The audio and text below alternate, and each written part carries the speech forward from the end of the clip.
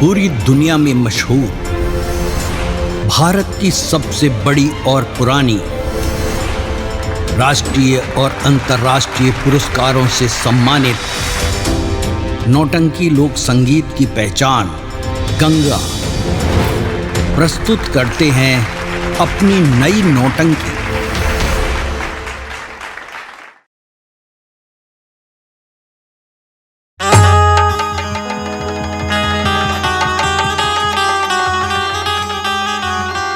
मैं एक राजकुमार हूं।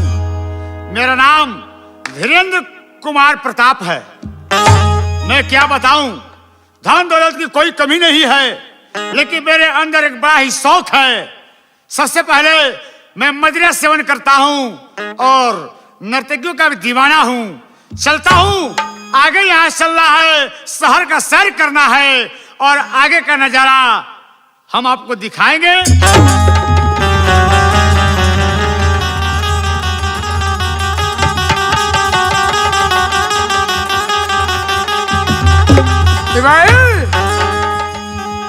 देख लिया मेरे खोपड़ी का कमाल? हाँ, देख लिया।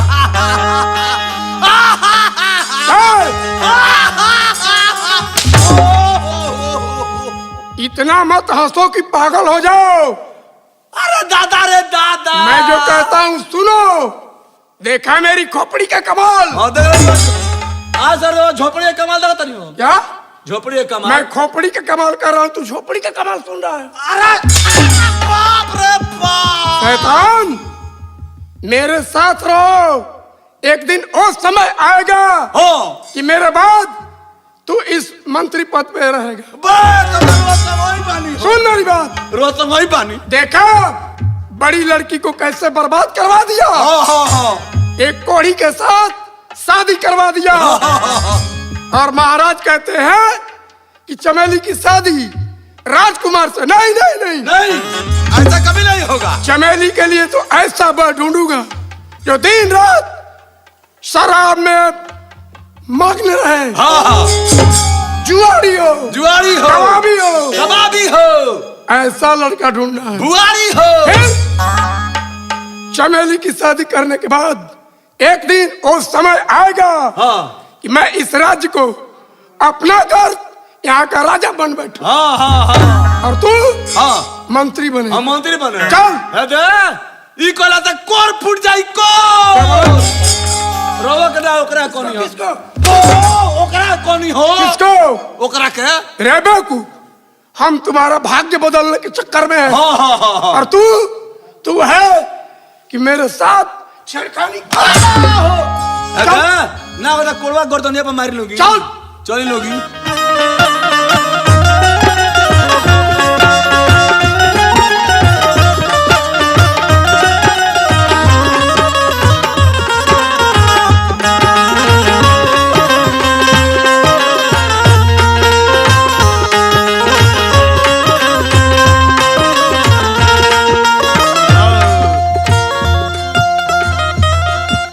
क्या बताऊं, ये शराब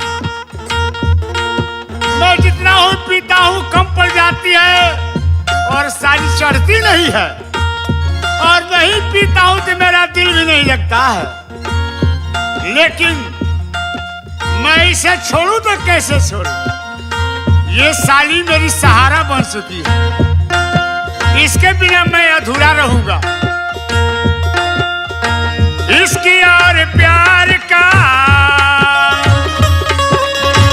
इसकी और प्यार का मजा लीजिए, थोड़ा इंतजार का मजा लीजिए, थोड़ा इंतजार का मजा लीजिए।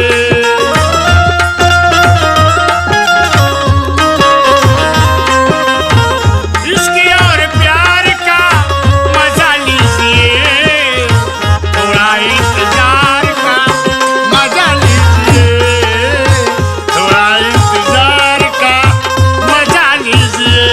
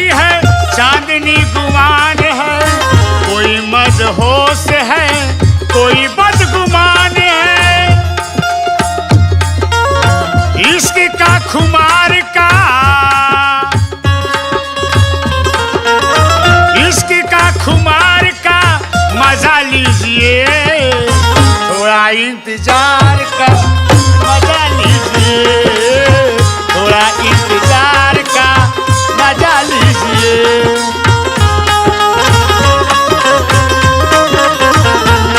ओ इश्क और प्यार का मजा लीजिए, थोड़ा इंतजार का मजा लीजिए, थोड़ा इंतजार का मजा लीजिए, थोड़ा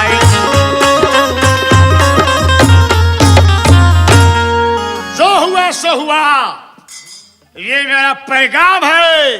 जब तक धीरेन्द्र कुमार प्रताप का जिंदगी है, उसका सहारा शबाब और शराब है। मैं शराब यहां से इस मैखाने से अब चल रहा हूं। देख लिया जाए कि थोड़ा जोर लगा लिया जाए। मैं चला यहां से आगे जुए के अड्डे पे कि थोड़ा इंतजार का मजा लीजिए, थोड़ा इंतजार का मजा लीजिए।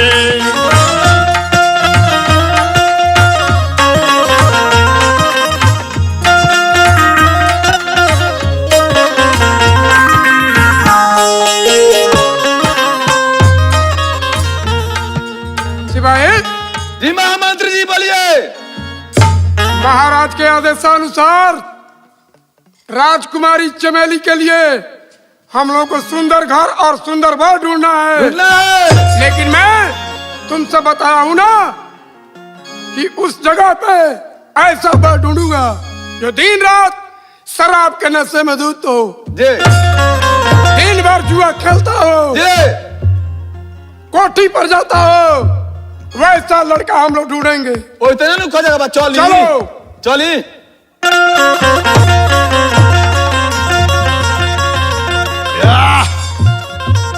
यार की है यारी निभानी, पीले पीले ओ मेरे राजा, यो जियो। पीले पीले ओ मेरे गो मंत्री जी हैं? जैसा आप हैं? अरे साला हमको धक्का मार रहा है रे। अबे साले कुत्ते की औलाद, कौन है रे जो मेरे सामने आ रहा है? इस धीरेन्द्र प्रताप के बारे में साला तू नहीं जानता है?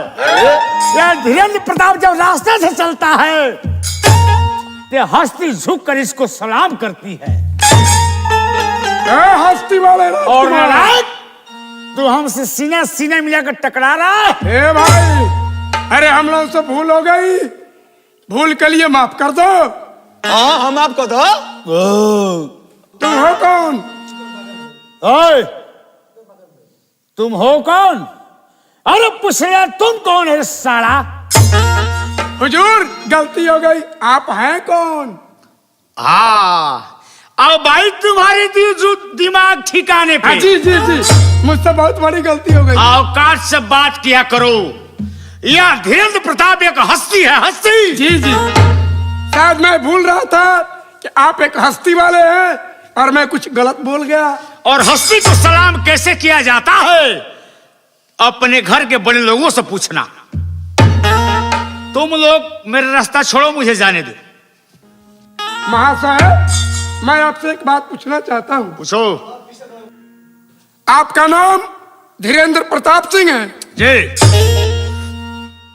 आप लगता है किसी राज्य के राजकुमार हैं। सही बात है, मैं राजकुमार धीरेन्द्र प्रताप सिंह। जी। मेरे हवेली में मेरे अलावा और कोई नहीं, बस एक लौता मैं वारिस हूं। बहुत बढ़िया राजकुमार जी, मैं एक बात पूछना चाहता हूँ, आपकी शादी हुई है? शादी? हाँ। मैंने बियाह। चुप साला! मेरे हंसने के पीछे राज है, लेकिन तू कुत्ता क्यों हंसा? बता इसका जवाब। बताओ कुत्ता क्यों हंसा रे? ना इनका कौन है? रोक ना। मुझे कुत्ता कहा? ना इनका कौन है?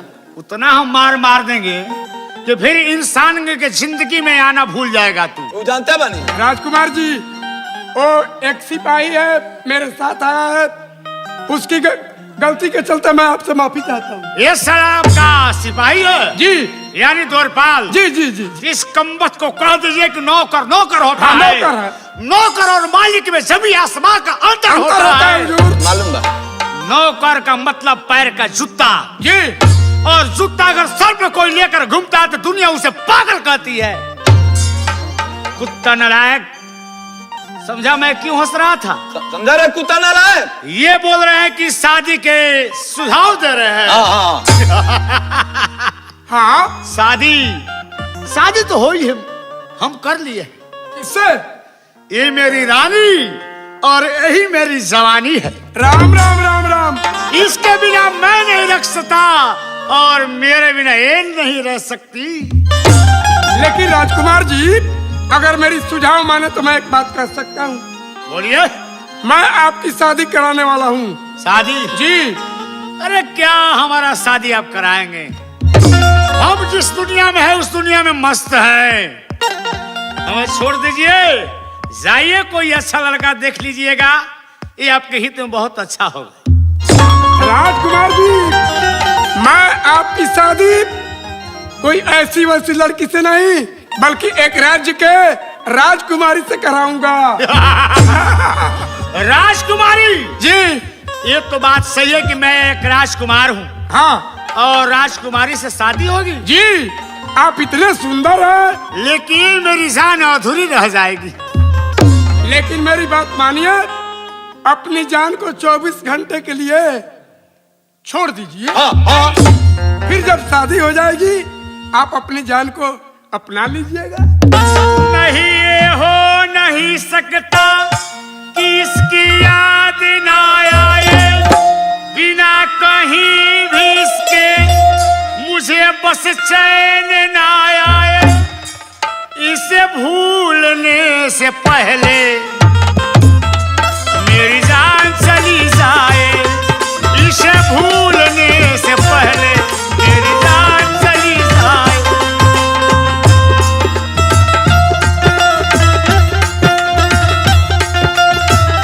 बिना कहीं भी इसके पल एक पल चैन ना आए, इसे भूलने से पहले मेरी जान चली जाए, इसे भूलने से पहले मेरी जान चली जाए, मेरी जान चली जाए, मेरी जान चली जाए। मैं इसके बिना नहीं रखता हूं। अगर मंजूर है, अगर ये आपको मंजूर है तो आपके रिश्ता मुझे मंजूर है। अगर ये आपको मंजूर नहीं है तो आपका रिश्ता को मैं ठोकर मारता हूं। नहीं हुजूर। हाँ? खाली बक बक आएगा जानी ले। हाँ बोलो बोलो। हमरा पटिया में दी। हाँ तू बोल। राजकुमार बाबू, ए राजकुमार बाबू, बोलो। मान ली के राउर नौकर हई। जी। अरे जैसे यहाँ के नौकर हो तो राउर नौकर हई। हाँ। माना? मान ली कि शराब का बाद शबाब चाहिए। चाहिए? चाहिए न? चाहिए। तो ये बात आई कि शराब रुआ पियते को शबाब ना मिले तो मजा आई। अबे साला, हाँ? अब जाकर तू दिमाग वाला बात किया। आई तेरी बात में है, समझ में? समझ में आ गई? ए मेरी डार्लिंग, हमरा डार्लिंग हई। थोड़ा एक चुम्मा दो। हाथी है ना, हम लेडीज हई, हम जेंट्स हई। साला छीट के पैजामा तो फिर और कहता है कि हम तू मर्द है ना? हम मर्द है, मर्द। हम समझे कि साली लेडीज। हाँ लेडीज नहीं, हम मर्दाना है। ए रिश्ता मंजूर है राजकुमार बाबू। राजकुमार जी। लेकिन ये बंद नहीं होगा। सुनिए पहले, इसे मैंने आपको 24 घंटा बंद कर दिया। बस मात्र 24 घंटे। जब आपका शादी करा दिया जाएगा बस। फिर आप इसको अपना करके अपना चालू कर लीजिएगा। दीजिएगा। ऐसी बात? जी। तो मंजूर है? मंजूर ये है। शर्त मंजूर है। तब मान लीजिए कि आपकी शादी हम एक सुंदर राजकुमारी से करा देंगे। हाँ, वो भी राजकुमारी नागिन के तरह है। बिल्कुल। उस लड़की का आप कौन है? मैं उस राज्य का मंत्री हूँ। मंत्री है? जी। ये कौन है? ये सिपाही है। उसका भाई नहीं ना? नहीं नहीं नहीं, यहाँ कोई भाई नहीं। आओ, चलेगा। चलेगा। अरे दौड़ेगा। दौड़ेगा। हाँ। ए राजकुमार बाबू, हाँ। तन दिन एक पग हम मार। चल टूटा। मालिक मालिक होता है, नौकर नौकर होता है। का खींचता नहीं धोखे। आप मंत्री हैं, मैं राजकुमार। जिस दरबार के आप मंत्री हैं जी। उसी दरबार का मैं दामाद बनने जा रहा हूँ। तो ऐसा कीजिए कि दिन बार फिक्स कर दीजिए, फिक्स तय है। कर दीजिए। फिक्स है, 1 जनवरी को बारात जाएगी 1 जनवरी को धूमधाम से। आप सुंदर सा दुल्हा बनकर बिल्कुल सज धज कर तैयार होकर के हमारे यहाँ बारात लेकर आएंगे। चलिए, यह रिश्ता मंजूर जी। और आपकी दोस्ती भी पक्की हुई। चलिए। और रिश्ता भी पक्का। 1 जनवरी को धूमधाम से मैं बारात लेकर आऊंगा, लेकिन वहाँ देखिए कोई हमारे बराती भाइयों को कमी ना हो। कोई कमी नहीं होगा। ये दोस्ती